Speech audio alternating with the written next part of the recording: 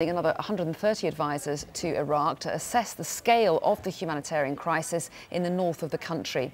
The UK government announced the RAF completed another successful aid drop overnight to the thousands of displaced families who remain trapped on a mountain.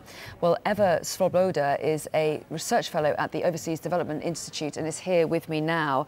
We were discussing this a little bit just there with Alistair, Eva, but a third night of aid drops by British forces. Tell us a little bit about what they're supplying to the refugees and what kind of difference those supplies can make. They make a big difference, but in fact it's quite difficult to say what the people need because humanitarian agencies don't have access. So primarily it would be water, it would be food, it would be some kind of medicine, but it's quite limited. And it's a short-term solution, as Alistair rightly pointed out. And what are the challenges in trying to provide humanitarian assistance in an area like this? They're on top of a mountain. Absolutely. So in some ways where you have airdrops, for example, in a plane, it's far easier, but on a mountain it's difficult to say where the drop zone will be. So the security also, because it's in a conflict of the crew, but also of the people who are receiving aid, needs to be maintained. Quite often what we've seen, because people are so desperate, once the aid is dropped, there can be riots, for example. The weaker people, such as children, women, the elderly, sometimes don't get the food. So it's really difficult, it's challenging, it's a short-term solution, but it can be life-saving. And as you say, a short-term solution, because ultimately they can't stay up there, they don't want to stay up there, no one wants them to stay up there. So getting them out is the question. And if they can be facilitated out, and as Alistair was saying, that has its challenges, where do they go? I mean, are there enough camps in northern Iraq, in a safe Kurdish area, to house them? If they go over the border, one of the borders that's closest is to Syria, where there's another war going on. There are all sorts of problems ahead. It just shows the desperation. I mean, having to go into another war zone to flee to a safer place. So the Kurdish area is relatively safe, but it is under a strain. It has so far housed already 650,000 Iraqi displaced from the conflict that is raging there.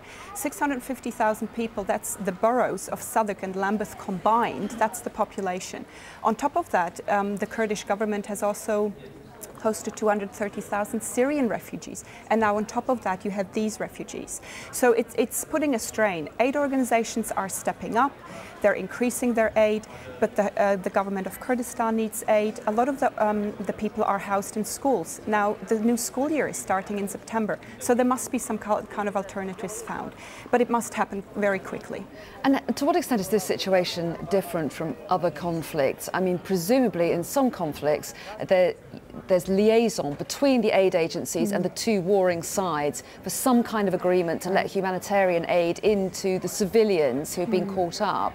However, in this situation, it's the civilians who are being targeted, aren't they? So does it make it different? Does it make it more of a challenge for aid agencies? It is more of a challenge, but I think we have to bear in mind that any conflict is messy and any conflict has civilian casualties. It is important that there is a liaison, some kind of dialogue with Islamic State, with the Kurdish Peshmerga, with the Iraqi government, to find a way to allow safe passage for civilians, because civilians should not be targeted in a conflict, in any conflict. And to what extent are aid agencies able to get to the people that need it at present? Well, not in Sinjar Mountains, we've seen that, but they have access in the Kurdish regional government area, and I think that's very good because that's safe and provisions can be made for these people when they arrive.